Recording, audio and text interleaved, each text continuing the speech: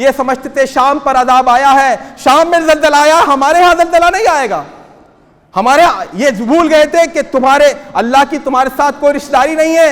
جس طرح اللہ تعالیٰ وہاں ابتلا اور آزمائش لا سکتا ہے، اس مسجد کے نیچے سے بھی زلزلہ برپا ہو سکتا ہے، یہ بستیاں بھی اجاڑ ہو سکتی ہیں. ہم کس خوشگمانی میں مبتلا ہیں، کس غلط فہمی میں مبتلا ہیں. ہم کیا سمجھتے ہیں کہ اللہ ہم کچھ بھی کرتے رہے، اللہ ہم سے باس پرس نہیں کرے گا. ان الحمدللہ نحمده ونستعینه ونستغفره ونؤمن به ونتوکل علیہ ونعوذ باللہ من شرور انفسنا ومن سیئات اعمالنا من يهده الله فلا مضل له ومن يضلل فلا هادي له ونشهد ان لا اله الا الله وحده لا شريك له ونشهد ان محمدا عبده ورسوله. اما بعد، قال الله تبارك وتعالى في القرآن المجيد والفرقان الحميد: اعوذ بالله من الشيطان الرجيم، بسم الله الرحمن الرحيم.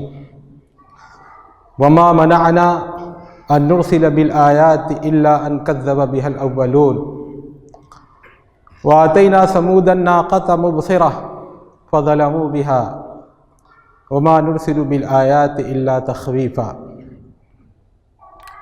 صدق الله العظيم. رب اشرح لي صدري ويسر لي أمري واحلل عقدة من لساني يفقهوا قولي. ربی وفقنی لما تحب و ترضا. محترم بزرگوں، دوستوں اور ساتھیوں، اللہ رب العزت ارشاد فرماتا ہے کہ نشانیاں بھیجنے سے ہمیں جس چیز نے روکا وہ یہ بات تھی کہ نشانیوں کو دیکھ کر بھی پچھلے لوگ باز نہیں آئے، ان کو جھٹلایا، ڈھیٹ بنے رہے، اپنی روش کو انہوں نے بدلا نہیں. الا ان کذب بها الاولون.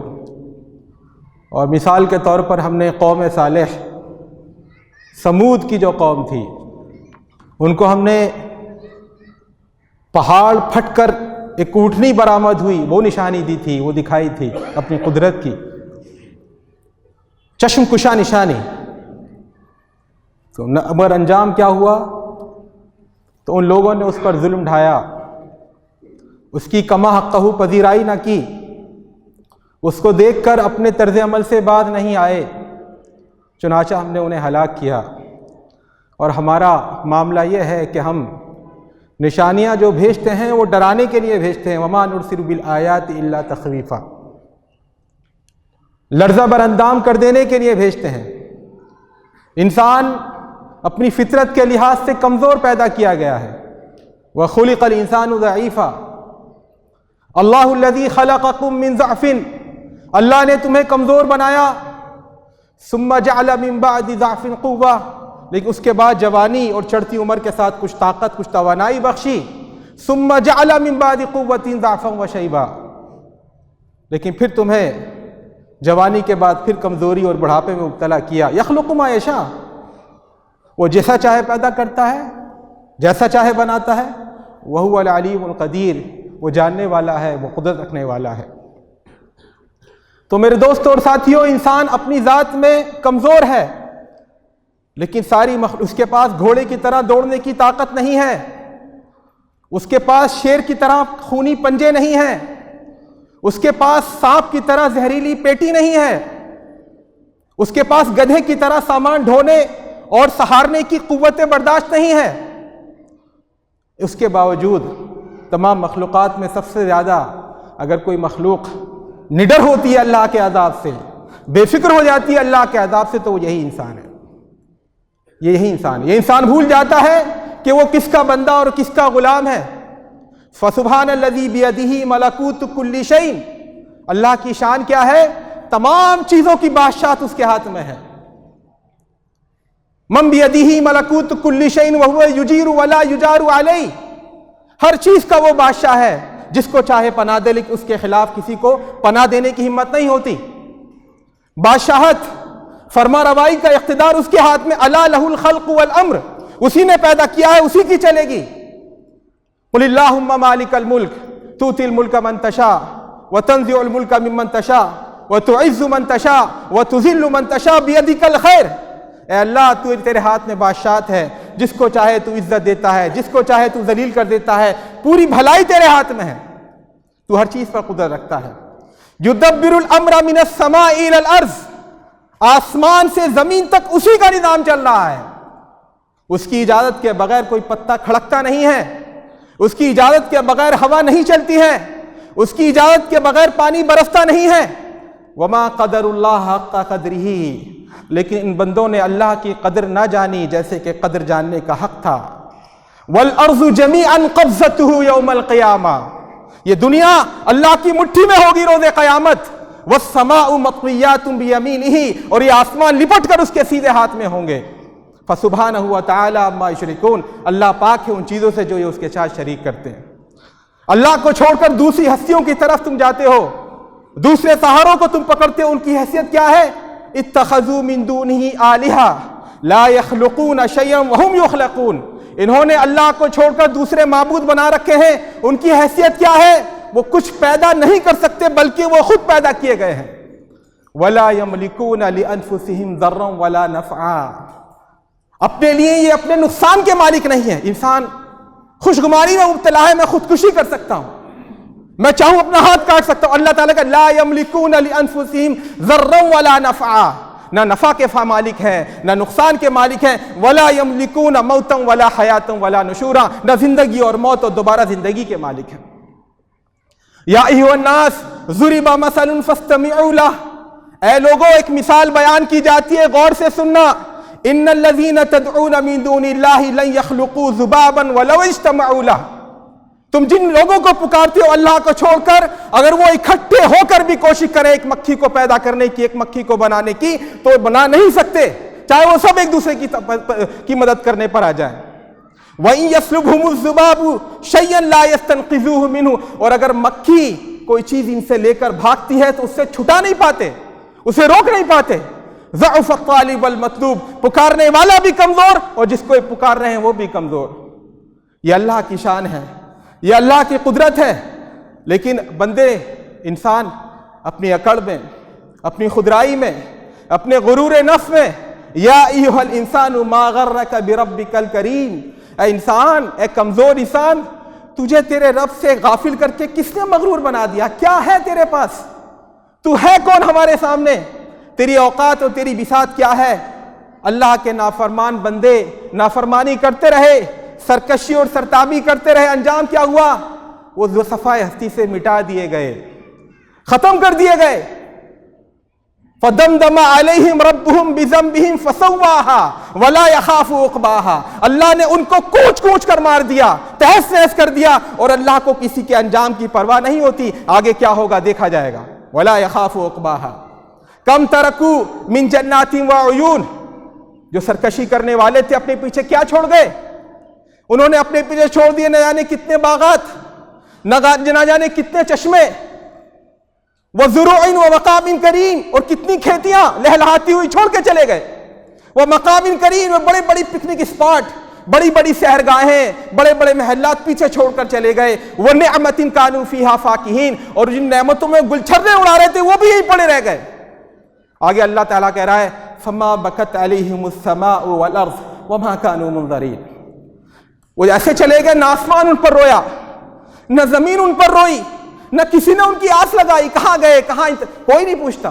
انسان کی بدقسمتی یہ ہے، جیتا ہے یہ سمجھ کر جیتا ہے میرے لیے دنیا بنی ہے، میں نے رہوں گا تو پتہ نہیں کیا ہو جائے گا، میرے لیے آسمان برستا ہے، میرے لیے ہوائیں چلتی ہیں، یہ دنیا کا حسن و جمال میرے لیے، ارے تو ہے کیا؟ جیتا ہے تو ایسے جیتا ہے جیسے کبھی مرے گا نہیں، اور مر جاتا ہے تو ایسے رہتا ہے جیسے کبھی جیا تھا نہیں، ختم ہو جاتا ہے، مٹ جاتی ہے اس کی ہستی۔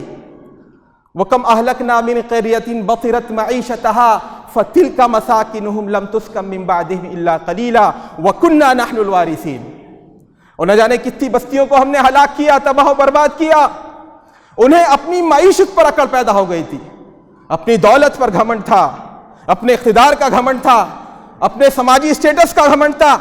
دیکھو ان کے گھر کھنڈرات پڑے ہیں، لَمْ تُسْكَنْ مِنْ بَعْدِهِمْ إِلَّا قَلِيلًا، ان کے بعد رہنے والا کوئی نہیں ہوا ان میں۔ وَكُنَّا نَحْنُ الْوَارِثِينَ، ہم وارث ہوئے دنیا کے، دنیا ہماری بنائی ہوئی ہے، تم کیا لینے آ گئے یہاں پر؟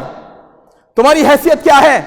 تمہاری اوقات کیا ہے؟ اللہ رب العزت کے سامنے تم سینہ زوری کرتے ہو، تم اکڑتے ہو، تم نافرمانیاں کرتے ہو۔ اللہ رب العزت دوسری جگہ فرمایا وَبِئْرٍ مُعَطَّلَةٍ وَقَصْرٍ مَشِيدٍ، کتنے ہی بنے بنائے کنویں چھوڑ کر چلے گئے لوگ، کتنے ہی بنے بنائے محل چھوڑ کر چلے گئے۔ تو میرے دوست اور ساتھیوں، اللہ رب العزت کی شان اور شوکت نہیں پہچانی انسانوں نے، ان کے سامنے اکڑ دکھائی، نتیجہ یہ ہوا اللہ رب العزت نے ان کو صفحہ ہستی سے مٹا دیا۔ فَكُلًّا أَخَذْنَا بِذَنبِهِ، ہم نے ہر ایک کو اس کے گناہ کی پاداش میں پکڑا۔ فَمِنْهُمْ مَنْ أَرْسَلْنَا عَلَيْهِ حَاصِبًا، کسی پر ہم نے تیز آندھی کا عذاب بھیجا۔ وَمِنْهُمْ مَنْ أَخَذَتْهُ الصَّيْحَةُ، بہت سے لوگ چیخ آئی، ان سے دماغ کی نسیں پھٹ گئیں اور وہ ہلاک ہو گئے۔ وَمِنْهُمْ مَنْ خَسَفْنَا بِهِ الْأَرْضَ، اور کسی کو ہم نے زمین میں دھسا دیا۔ وَمِنْهُمْ مَنْ أَغْرَقْنَا، اور کسی کو ہم نے سیلاب میں ڈبو دیا۔ وَمَا كَانَ اللَّهُ لِيَظْلِمَهُمْ وَلَكِنْ كَانُوا أَنفُسَهُمْ يَظْلِمُونَ، ہمیں سب کرتے ہوئے اچھا نہیں لگا، ہم نے یہ تماشا نہیں کیا، ہم ایسے نہیں تھے کہ ان پر ظلم ڈھاتے، بلکہ وہ خود اپنے اوپر ظلم ڈھا رہے تھے۔ انہوں نے اپنا مقصد وجود بھلا دیا تھا، زمین پر رہنے کا اپنا وجہ جواز ختم کر دی تھی۔ یہاں پر بندگی کے بجائے فرعون بن گئے تھے، کہتے تھے انا ربکم الاعلی، میں ہوں سب سے بڑا رب۔ فرعون بادشاہ تھا، اس نے علانیہ کہا ہم بھی تو اپنے اندر فرعون لیے بیٹھے ہیں۔ فرعون کی حکومت تھی پورے ملک مصر پر، الیس لی ملک مصر، دیکھیں میرے پاس مصر کی بادشاہت ہے۔ ہمارا نفس کہتا ہے الیس لی ملک ھذا البدن، میرے جسم پر میری مرضی نہیں چلے گی، میں جو چاہے کھاؤں، میں جو چاہے پہنوں، میں جو چاہے دیکھوں، میں جو چاہے سنوں، میں جدھر چاہے جاؤں، میں جو چاہے پکڑوں، میں جیسے چاہے کماؤں، میں جیسے چاہے خرچ کروں، یہی فرعونیت۔ انا ربکم العالمین، انا ربکم الاعلی، میں تمہارا سب سے بڑا رب ہوں، مجھ سے سپریم کون ہے؟ تو میرے دوست اور ساتھیوں، انسان نے بار بار نافرمانی کی اللہ رب العزت کی، اور اللہ رب العزت نے بار بار اس کو اس کا انجام دکھایا۔ اس امت مسلمہ سے بھی کہا گیا، اللہ کے نبی صلی اللہ علیہ وسلم کی بعثت کے بعد لوگوں سے بھی کہا گیا سَنُرِيهِمْ آيَاتِنَا فِي الْآفَاقِ وَفِي أَنفُسِهِمْ حَتَّى يَتَبَيَّنَ لَهُمْ أَنَّهُ الْحَقُّ، ہم انہیں اپنی نشانیاں دکھائیں گے، باہر بھی ان کے اندر بھی، یہاں تک کہ واضح ہو جائے حق یہی ہے جو محمد صلی اللہ علیہ وسلم پیغام لے کر آئے ہیں۔ قُلِ انظُرُوا مَاذَا فِي السَّمَاوَاتِ وَالْأَرْضِ وَمَا تُغْنِي الْآيَاتُ وَالنُّذُرُ عَنْ قَوْمٍ لَا يُؤْمِنُونَ، ان سے کہو آسمان اور زمین کی نشانیاں دیکھیں لیکن ان کو کوئی فائدہ نہیں ہوگا۔ کیوں؟ وَمَا تُغْنِي الْآيَاتُ وَالنُّذُرُ، یہ نشانیاں اور یہ اللہ کے ڈراوے فائدہ نہیں پہنچاتے ان لوگوں کو جو ایمان نہیں لانا چاہتے، جو سدھرنا نہیں چاہتے، جو ماننا نہیں چاہتے، جو بدلنا نہیں چاہتے، ورنہ نشانیاں کچھ کم ہیں اللہ کی قدرت کی۔ وَكَأَيٍّ مِّنْ آيَةٍ يَمُرُّونَ عَلَيْهَا فِي السَّمَاوَاتِ وَالْأَرْضِ يَمُرُّونَ عَلَيْهَا وَهُمْ عَنْهَا مُعْرِضُونَ، اللہ کی بے شمار نشانیاں ہیں آسمانوں میں اور زمین میں جس پر سے گزرتے ہیں لیکن اعراض کرتے گزرتے ہیں، بے توجہی کے ساتھ، بے دھیانی کے ساتھ، بے فکری کے ساتھ۔ تو میرے دوستوں اور ساتھیوں، اللہ رب العزت کی جب سرکشی ہوتی ہے، جب نافرمانی ہوتی ہے، تو اللہ اپنا جلال کا مظاہرہ کرتا ہے، اپنی قدرت کی نشانیاں دکھاتا ہے اور انسان کو اس کی بے بسی کا احساس کراتا ہے کہ تو لاچار ہے، تو مجبور ہے، تو بندہ ہے، تو بے بس ہے، میرے سامنے مت اترا، میرے سامنے تو اکڑ مت دکھا۔ تو اللہ رب العزت جو اپنی نشانیں دکھاتا ہے، اپنی نشانیاں دکھاتا ہے، ان میں ایک نشانی ہوتی ہے زلزلہ، ایک نشانی ہوتی ہے جب زمین دہل جاتی ہے، جب بنے بنائے مضبوط مکان جن پر انسان اکڑتا ہے، تنحتون من الجبال بیوتا آمنین، وہ پہاڑوں سے پتھر تراش کر کے گھر بناتا ہے، وہ ریت کے گھروندے ثابت ہوتے ہیں، تاش کے پتوں کی طرح بکھر جاتی ہیں پوری آبادیاں۔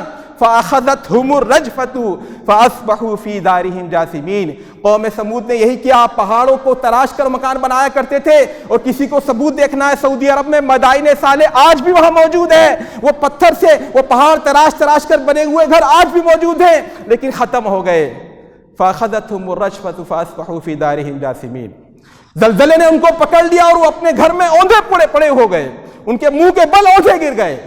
حضرت شعیب علیہ السلام کی قوم نے بھی نافرمانی کی، فَأَخَذَتْهُمُ الرَّجْفَةُ فَأَصْبَحُوا فِي دَارِهِمْ جَاثِمِينَ، ان کو بھی زلزلے نے آ پکڑا اور وہ بھی صبح کے وقت منہ کے بل پڑے ہوئے لاشوں کی طرح پڑے تھے۔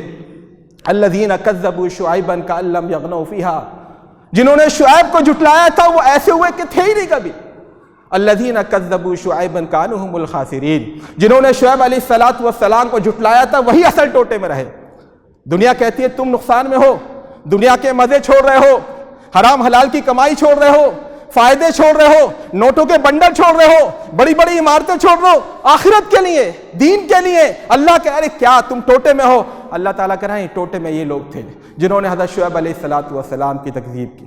تو میرے دوستوں اور ساتھیوں، یہ زلزلہ ایک وہ زلزلہ ہے جو اللہ کی شان کے طور پر ظاہر ہوتا ہے، اور ایک وہ عظیم الشان زلزلہ ہوگا جو قیامت سے پہلے آئے گا۔ یوم ترجف الراجفہ تتبعها الرادفہ قلوب یومئذ واجفہ ابصارها خاشعہ، جب ایک لرزہ دینے والا زلزلہ آئے گا، اس کے بعد پھر دوسرا زلزلہ آئے گا، دل پھٹ جائیں گے اور آنکھیں پتھرا جائیں گی۔ اس وقت تمہارا حال کیا ہوگا؟ اذا زلزلت الارض زلزالها واخرجت الارض اثقالها وقال الانسان ما لها یومئذ تحدث اخبارها، جب زمین ہلا دی جائے گی بری طرح سے، اور اس کے اندر جو بوجھ دبا ہوا ہے وہ نکال کر باہر پھینکے گی، جوالا مکھی پھٹیں گے۔ وقال الانسان ما لها، انسان کہے گا یہ اچانک کیا ہو گیا اس کو؟ بأن رب یومئذ تحدث اخبارها، اس روز یہ دنیا بتائے گی لوگوں نے کیا کیا کیا، کیونکہ رب نے اس کو ایسا کرنے کا حکم دیا ہوگا۔ یا ایھا الناس اتقوا ربکم ان زلزلۃ الساعۃ شیء عظیم، اے لوگو اللہ سے ڈرو، سبق لو، اپنی زندگی میں تبدیلی لاؤ، اپنے آپ کو بدلو، بے شک قیامت کا زلزلہ بہت بڑی چیز ہے۔ یوم ترونها تذہل کل مرضعۃ عما ارضعت، جس روز تم قیامت کا زلزلہ دیکھو گے اس روز ہر دودھ پلانے والی اپنے شیرخوار بچے سے بے پرواہ ہو جائے گی۔ وتضع کل ذات حمل حملها، اور ہر پیٹ والی عورت اپنے ڈر کے مارے، خوف کے مارے اپنے پیٹ سے بچہ نکل جائے گا، اس کا حمل گر جائے گا۔ وَتَرَى النَّاسَ سُكَارَى، اور اے مخاطب تو اس دن دیکھے گا لوگ الٹ رہے ہیں، پلٹ رہے ہیں، گر رہے ہیں، لڑکھڑا رہے ہیں، بھٹک رہے ہیں، ٹامک ٹوئیاں مار رہے ہیں۔ کیوں؟ ایسا لگے گا کہ شاید کہ نشے میں ہیں۔ وَمَا هُمْ بِسُكَارَى، مگر وہ نشے میں نہیں ہوں گے۔ وَلَكِنَّ عَذَابَ اللَّهِ شَدِيدٌ، یہ اللہ کا عذاب ہے جو شدید ہوگا۔ تو زلزلہ بھی اللہ کی ایک شان ہے، اور جب انسانوں کی طرف سے نافرمانی بڑھتی ہے تو اللہ تعالیٰ اپنی شان کا مظاہرہ کرتا ہے۔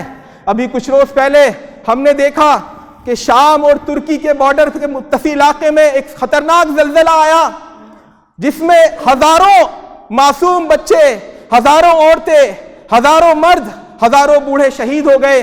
35,000 کا انومان ہے، ابھی تک اس سے زیادہ بھی تعداد ہو سکتی ہے۔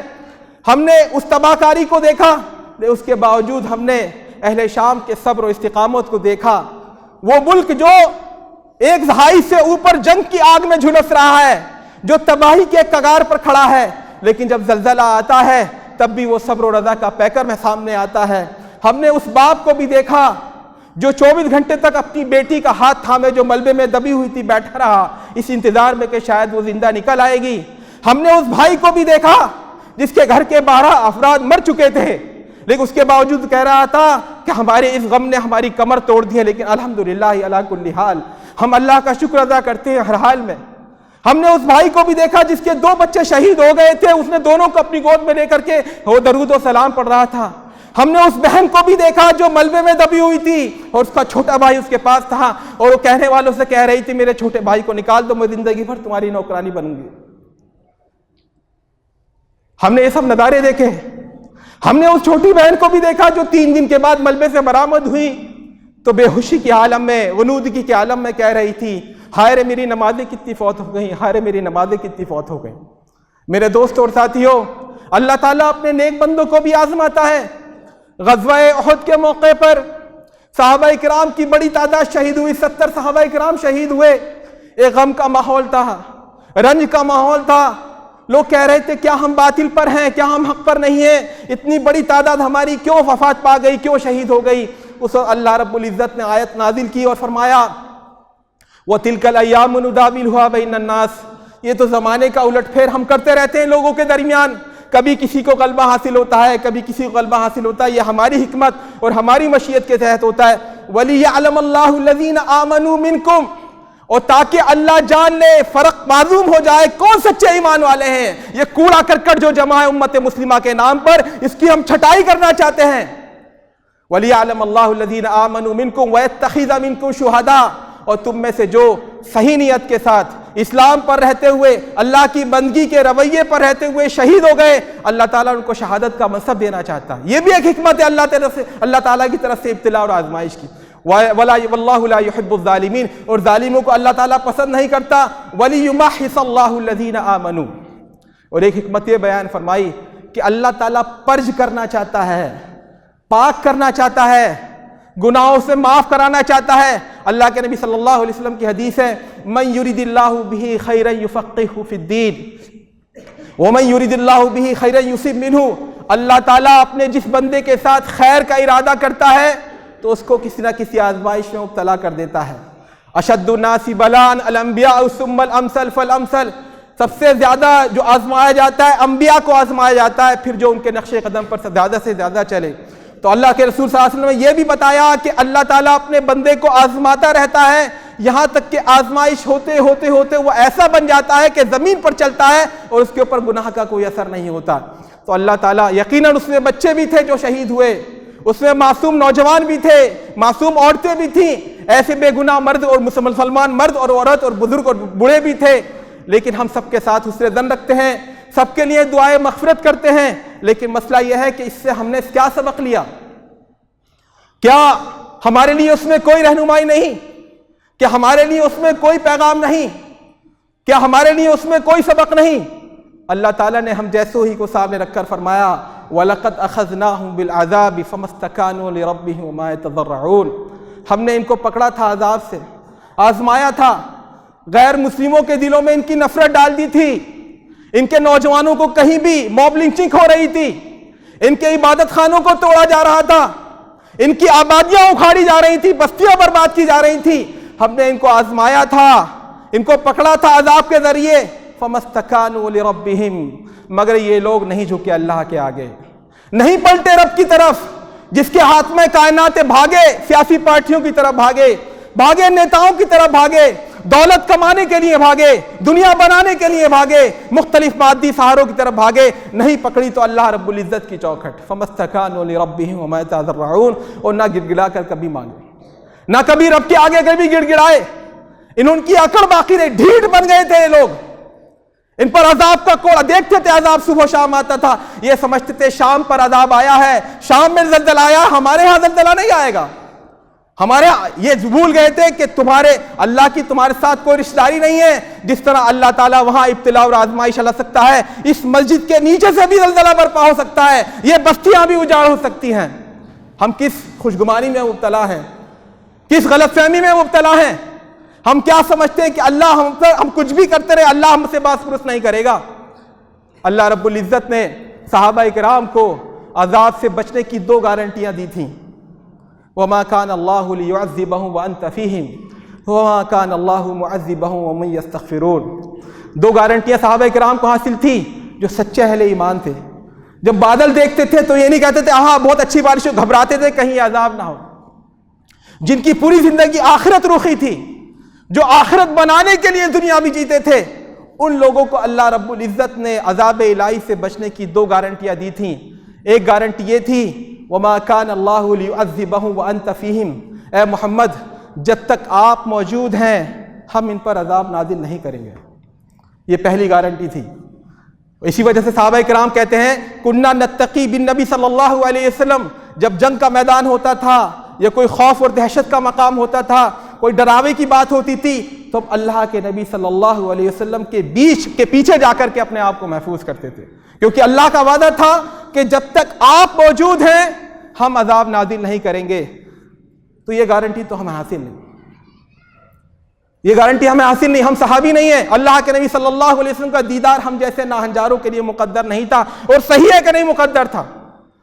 ہم جیسے دنیا کے بھوکے، ہم جیسے شہرت کے طلبگار، ہم ایک ایک کڑی زمین کے لیے لڑنے والے، جھوٹے مقدمات دائر کرنے والے، ایک دوسرے کا گریبان کھینچنے والے، ایک دوسرے کی شہرت، عزت اور اس کی خوشی سے حسد کرنے والے، ہم جیسے لوگ مستحق ہیں کہ اللہ تعالیٰ ہمیں چنتا اپنے رسول صلی اللہ علیہ وسلم کی رفاقت کے لیے اور اپنے دین کی اقامت اور نصرت اور حمایت کے لیے، یقیناً ہم مستحق نہیں تھے، یقیناً مستحق نہیں تھے۔ بلکہ اگر ہم اس زمانے میں ہوتے شاید ابو جہل کے کیمپ میں ہوتے، وہاں پیسے بٹ رہے تھے نا، وہاں حسن کی نمائش تھی، وہاں دنیا کی آسائشیں تھیں، وہ سرکاری نوکریاں تھیں، آسامیاں تھیں، تو ہم کس منہ سے کہہ سکتے ہیں کہ ہم دنیا کو لات مار کے اللہ کے رسول کی طرف آتے اگر ہم ہوتے اس زمانے میں؟ نہیں تھے ہم مستحق، اور صحیح کیا اللہ تعالیٰ نے ہم بدبختوں کو اسی زمانے میں پیدا کیا۔